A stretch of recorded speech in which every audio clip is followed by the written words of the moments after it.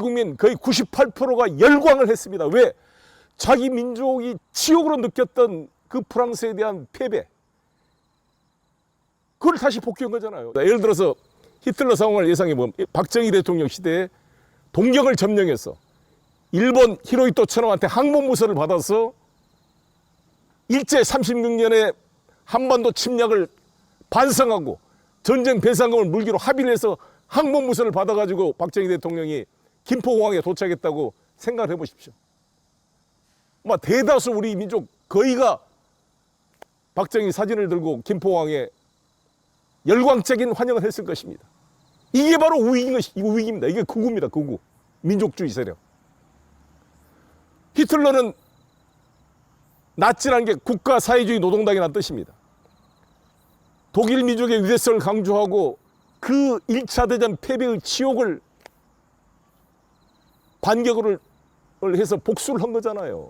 물론 제가 히틀러의 이런 쇼비즘적인 민족주의 강력히 반대하고 비판하는 사람입니다.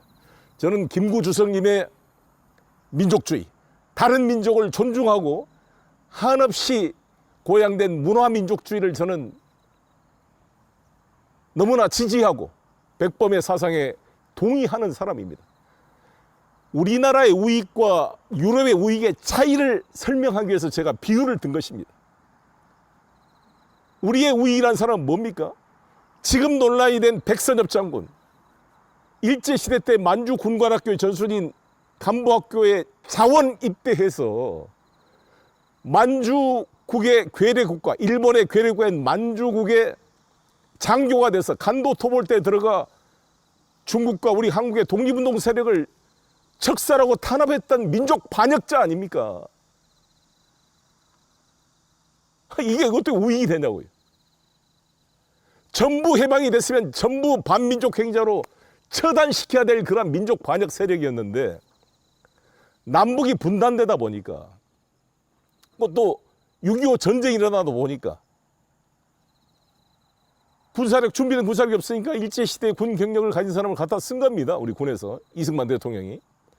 그래서 6.25 때 공을 세웠다 그래서 백선엽을 영웅으로 취급하고 심지어 나가 박민식이라는 이런 제정신이 아닌 보훈부 장관이라는 자가 친일 경력을 삭제를 해서 그 백선엽을 영웅시하고 이번에 홍범도 장군 흉상을 철거하고 거기다가 백선엽 장군을 세운다는 거 아닙니까? 기가 막힌 일입니다. 백선엽에 대해서는 6.25 때 공이 있을지 모르지만 통역장교란 것 때문에 과도하게 미국에 홍보된 면이 있고요. 실제 백선엽 장군 동기들 말에 들으면 백선엽의 공과는 아주 잘못되게 과대 포장된 게 많다는 게 지적입니다. 저는 차라리 육사단 사단장으로서 6.25 당시 춘천 대첩을 통해 박광엽 북한 조선인민군 2군단을 10,000명도 안 된 병력으로 3일 동안 막아낸, 그럼으로써 우리 국군의 주력이 한강을 도하해서 저지선을 만들 수 있도록 시간을 벌어준 김종호 사단장이야말로 훨씬 백선엽보다 전공이 클 뿐만 아니라 참 군인이라고 저는 생각을 합니다.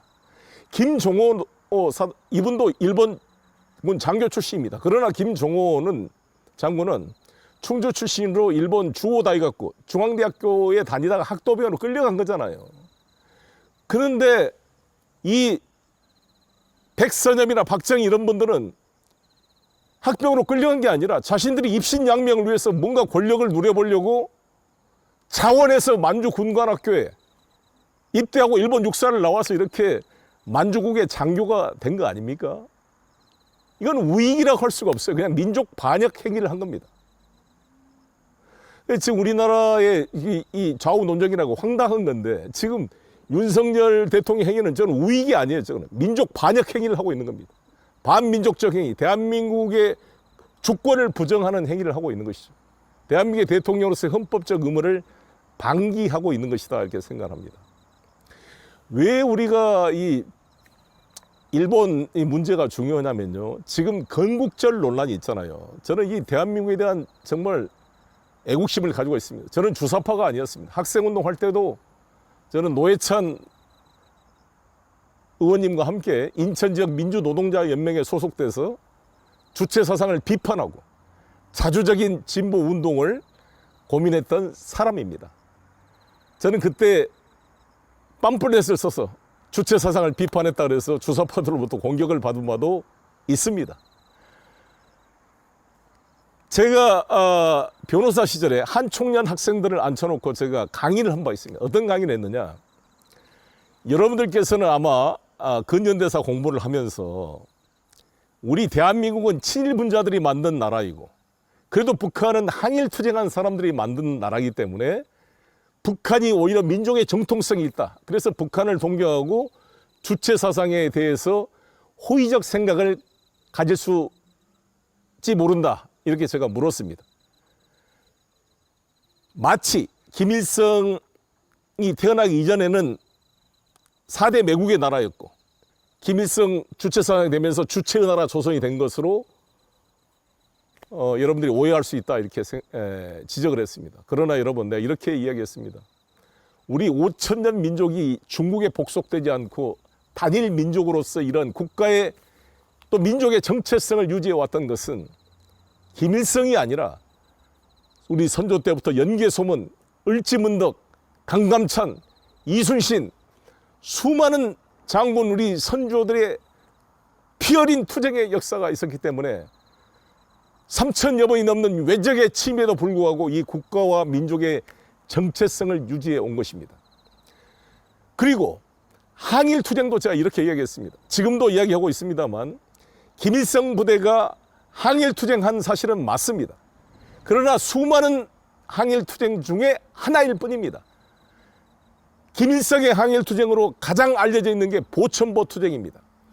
1937년 함경남도 해산진해를 넘어서 보천보 쪽에 주재소를 습격해가지고 민간인 2명을 사살하고 유인물을 뿌리다가 추격하는 일본 경찰 7명을 사살한 게 다였습니다. 소규모 전투입니다. 물론 37년 중일전쟁을 앞두고 국내 독립운동이 위축됐을 때 했던 운동이기 때문에 실제보다 과장되게 입소문이 나서 김일성 장군이라는 소문이 국내에 많이 퍼진 건 사실이지만 그 전투 규모는 대단히 소규모 전투였습니다. 그러나 북한은 이 투쟁을 대단히 신성시하고 보천보 혁명 유적지를 만들어 놓고 중고등학교 학생들이 정기적으로 순례하게 만들고 보천보 악단까지 만들어서 이것을 기념하고 있는 것입니다. 그래서 대남 공작을 할 때 대한민국은 다 친일 세력, 일본 육사, 만주 국문학교 출신들이 다 국군을 장악하고 있고 일제 때 독립군을 잡아다 고문하고 구속했던 김창룡 같은 사람들 다 이렇게 있다. 우리는 항일투쟁 애국자들이 만든 나라다. 이렇게 홍보를 하고 있는 것입니다. 대학교 들어와서 나중에 나이들을 공부를 해보고 깜짝 놀랐습니다. 왜?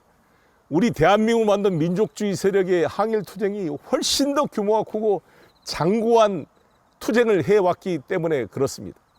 일단 여러분 3.1운동 그때는 공산당이 없었습니다. 우리 대한민국에. 조선공산당이 1925년도에 만들어집니다. 1919년 3.1운동으로 블라디보스톡, 상해, 한성 세 군데 임시정부가 만들어지게 되고 그게 합쳐져서 대한민국 임시정부가 상해에 설립이 되게 됩니다.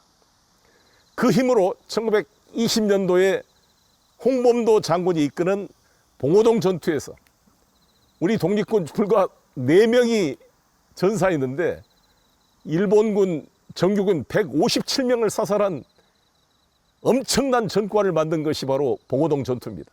대한독립군이 정말 최초로 조직적 무장투쟁으로 러일전쟁에 승리한 일본 관동군 부대를 타격했던 위대한 승리였습니다.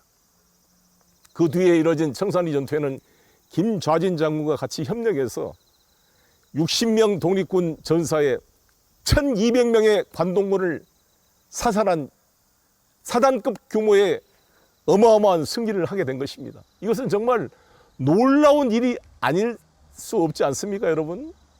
정진석 국민의힘 국회의원이 총 한 번 쏘지 않고 일본에 나라를 갖다 바쳤다 이런 망발을 했잖아요.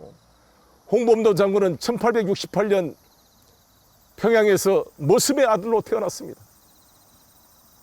어머니가 자기를 낳고 일주일도 안 돼 돌아가셨어요.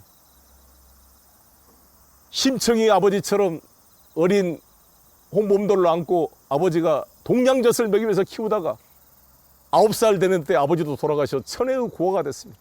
모슴이 돼서 노동자로 천대받고 살다가 금강산 신계사에 가서 한때 스님이 되기도 했어요. 거기서 부인 이옥녀 씨를 만나서 포수로서 생계를 이어가다가 1905년 이 을사늑약 소식을 듣게 된 겁니다. 그래서 의병운동을 시작했던 것이고, 아시다시피 1907년도에 대한제국 군대가 해산됩니다. 그때 대한제국 군대가 3만 병력을 가지고 있었습니다. 만만치 않는 군사였습니다. 박성환 대장이 분노해서 권총으로 자살을 했습니다. 해산된 군인들이 남대문에서 치열한 일본군과의 교전이 일어났습니다. 이 대한제국의 3만 정규 군대가 해산되면서 이분들이 의병과 결합되게 됐고, 그래서 조직적이고 훈련되지 않았던 이 애국심만 넘쳐르던 의병과 훈련된 대한제국 군대가 결합함으로써 제대로 된 광복군의 역사가 시작된 것입니다. 그 역사의 중심에 바로 홍범도 장군이 있었습니다.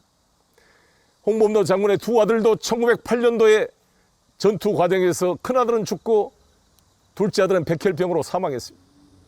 1908년도에 자기 부인도 홍범도를 회유시키기 위해서 인질로 잡아다 고문해가지고 그 후유증으로 돌아가셨습니다. 부인과 두 아들을 잃고도 흔들리지 않고 1920년 보고동 전투와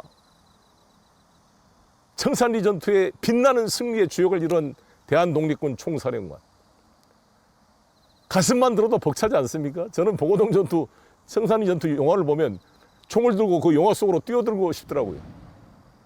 이 빛나는 위대한 역사를 대한민국을 지킬 간부를 양성하는 육군사관학교에서 얼마나 배우고 입혀야 될 그런 영웅 아닙니까? 그런데 이런 영웅은 사실 박정희 대통령 때 1960년대에 건국훈장 대통령장을 수여했고, 2016년 박근혜 정부 때 우리나라에 잠수함을 진수하면서 홍범도 함이라고 이름을 붙였습니다.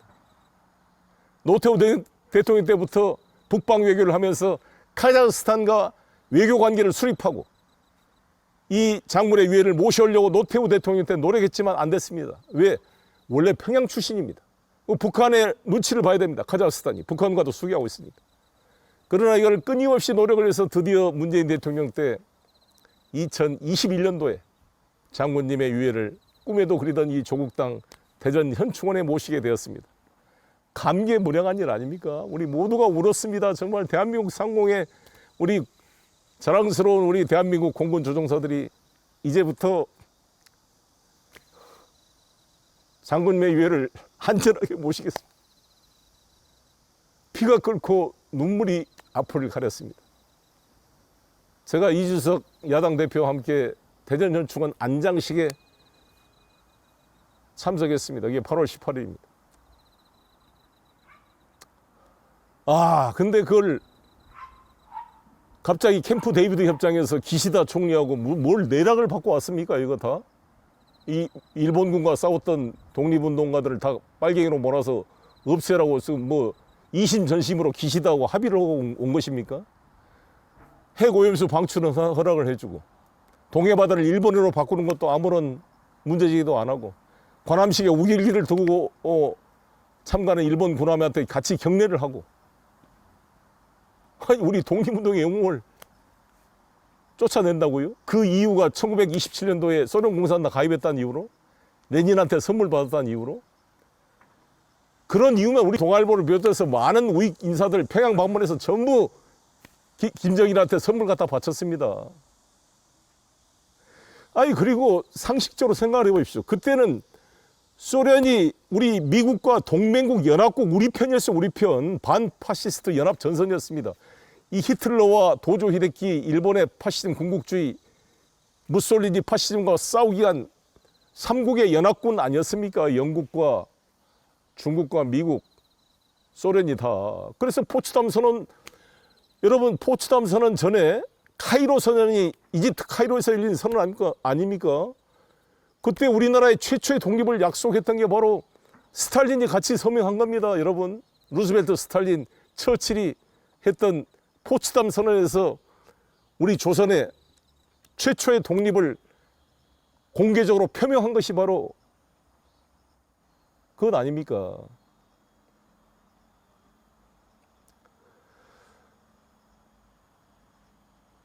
정말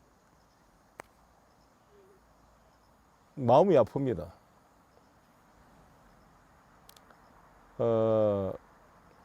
얄타회담까지 연결되죠. 그래서 카이로 선언과 얄타, 카이로 선언에는 이 장개석이 참가를 했습니다. 장개석이 우리 김구 주석이나 윤봉길 의사의 그런 의거를 보고 이 독립군의 투쟁에 대한 평가를 했기 때문에 강력히 우리 조선의 독립 문구를 넣자고 주장을 했던 것입니다. 그런데 그때 소련에서 독립투쟁을 하는데 소련 공산당에 가입하지 않고 어떻게 생존할 수가 있겠습니까?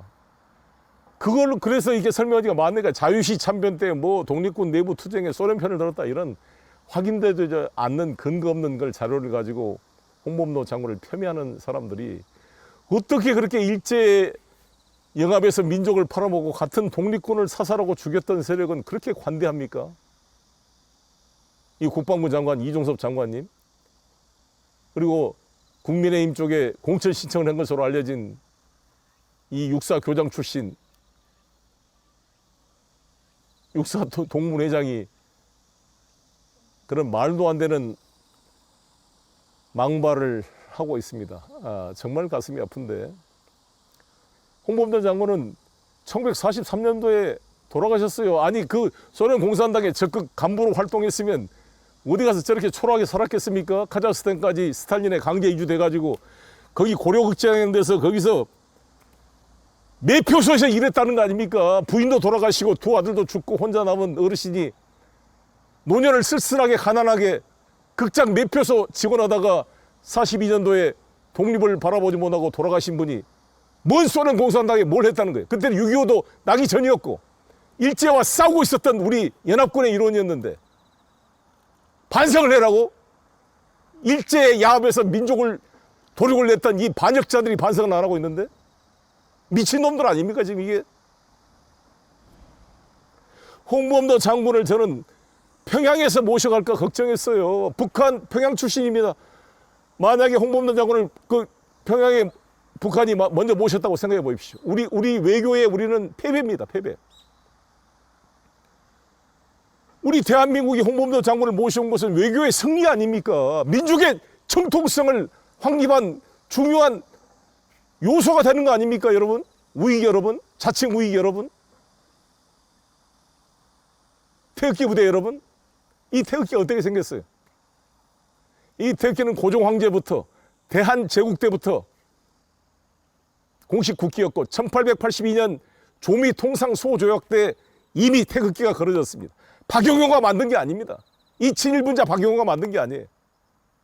이건 잘못 알려진 거고, 우리 대한민국은 영종조 때부터 민유 방본 본고 방령이라는 서경의 사상에 따라 왕의 나라에서 민의 나라, 백성의 나라 민국이 만들어졌고 사만이 일통 통합돼서 대한이 된 것입니다. 사만 일통으로 마한징한 변화인이 통합됐기 때문에 대한이 된 것이고, 민유 방본 본고 방령의 민의 나라 결합돼서 대한민국이 만들어지고 대한제국이 만들어졌던 것입니다. 그때 태극기가 만들어졌어요. 이 태극기와 대한민국은 조선공산당이 만들어지기 훨씬 이전부터 한반도 전체를 통합하는 우리의 상징이자 우리의 국가입니다. 우리가 제헌헌법에서부터 지금의 9차례 걸친 개정헌법 이르기까지 한 번도 안 빠지고 대한민국이 유구한 역사와 전통에 빛나는 우리 대한국민은 3.1운동으로 건립된 임시정부의 법통을 개성한다고 왜 명시하고 있겠습니까? 대한민국이란 말이 영종조 때부터 고종 황제 때부터 숙성이 됐기 때문에 이론이 없이 대한민국 임시정부로 이름이 붙여졌고 태극기가 채택이 된 것입니다. 우리나라는 사실상 개천절 때 만들어진 거예요. 단기 5,000년 전에. 단군 조선 때부터 만들어진 거잖아요. 개천절, 하늘이 열린 건국절이 개천절입니다. 그런데 이 친일 세력들이, 일부 우익 세력들, 민족 반역 세력들이 왜 그렇게 1948년 8월 15일을 건국절로 하자고 이 미친 소리를 계속하고 있는 것입니까? 왜 그런 것 같습니까, 여러분? 그 이유는 뭐냐? 그전에는 나라가 없었는데 왜 그때는 그냥 일본 식민지였고 천황폐하를 모시는 황국 시민이었고 내산일체 동조동근 대동아 공영권이었기 때문에 내가 나라를 배신하고 신사참배에 참배하고 덴노화이카 반자이를 했고 서정주, 모윤숙, 김환란, 이광수, 최남선 모두가 우리 조선의 청년들이여 천황폐하 은덕에 보답하기 위해 반도의 청년으로서 황국의 신민으로서 영미 귀축을 몰아내고 대동아 공영을 지키기 위해서 성전에 나가 싸우다 죽자. 사쿠라처럼 가미가제가 싸워 죽자. 이런 미친 선동을 하고도 반성을 안 할 수가 있는 거죠. 왜? 그때는 다 일본이 국가였고 일본의 충성이 뭐 잘못이냐. 대한민국 건국은 48년도 8월 15일부터 됐으니까 이때부터 내가 대한민국에 충성하겠다. 민족 반역 세력이 건국의 영웅으로 위장하고 세탁을 할 수 있는 것이 바로 1948년 8월 15일 건국절인 것입니다. 용납될 수 있습니까? 이렇게 되면 일본의 식민지 모든 범죄 행위가 합리화됩니다. 일본이 나라였는데 무슨 강제징용 위안부 뭐. 그럼 뭐 을사늑약도 그냥 합법적으로 도장 찍은 것이고 1910년 강제 합병이 아니라 그냥 다 이완용 내각 총리 대신이 도장 찍은 합법적인 합방 조약이었다. 이것이 지금도 일본의 일관된 입장 아닙니까? 1965년 한일협정 때 이미 무효라는 것이 가지고 지금까지도 한일 간의 다툼이 되고 있는 것이 우리는 소급 무효. 일본은 45년 그 이후로부터 무효다. 이렇게 지금도 주장하고 있는 것입니다. 미국 역시 강제병합 이거에 대해서 일본 편에 사실상 서 있는 것입니다. 여러분, 극동 전범 재판 때 재판반 범죄 사실, 전쟁 범죄 사실 A급 전범들 도조 히데키부터 처벌되는 것이 우리 조선에 대한 범죄 행위로 처벌된 게 아닙니다. 남경 대학살부터 9.28 만주 사변 같은 중국에 대한 범죄 행위, 그 다음에 41년도에 하와이 진주만을 공습하고 미군 포로들 필리핀에 잡아다가 학대하고 이런 것들 범죄 행위로 처벌된 것이지 우리 조선에 대한 우리 한국의 대한민국에 대한 범죄 행위는 공소사실에 기재도 안 돼 있는 것입니다. 오히려 우리 학도병으로 끌려갔던 많은 전사자들이 지금도 야스쿠니 이신사에 분리가 안 되고 같이 억울한 원혼이 야스쿠니 이신사에 잠들어 있는 것입니다. 1948년 8월 10일 건국절 논리에 따르면 학도병으로 끌려가서 야스쿠니 이신사에 위패가 묻혀져 있는 우리 조선 학도병들은 뭡니까 그럽니다. 다 일본 제국을 위해 충성했던 사람들입니까? 동아일보 기자 여러분, 송기정 선수 베를린 올림픽에 일장기를 지었던 그 기계로 1948년 8월 15일이 건국절이면 일장기를 왜 지어요? 근데 대한민국이 없었는데, 일본 나라였는데. 동아일보 기자 여러분, 선배들의 그 투쟁의 역사를 생각해 보시기 바라겠습니다. 이런 친일 매국 세력들이 그래도 이승만, 박정희 이런 셈 그래도 일본에 대한 어떤 최소한의 뭐라도 있었는데 윤석열 와서 완전히 친일 매국 세력으로 전환이 되고 독도를 우리 땅이라고 말하는 여당 관공서가 사라지고 있고 일본해로 바뀌어도 말도 못하고 오염수 문제를 문제 제기했다고 경상도 기초자치의회 강원도 의회에서는 민주당 의원들이 오염수 방류 반대 결의안을 읽었다고 단상에서 끌려나가고 있고 징계를 논의하고 있다 그럽니다. 이게 조선 총독부 나라가 됐습니까 갑자기?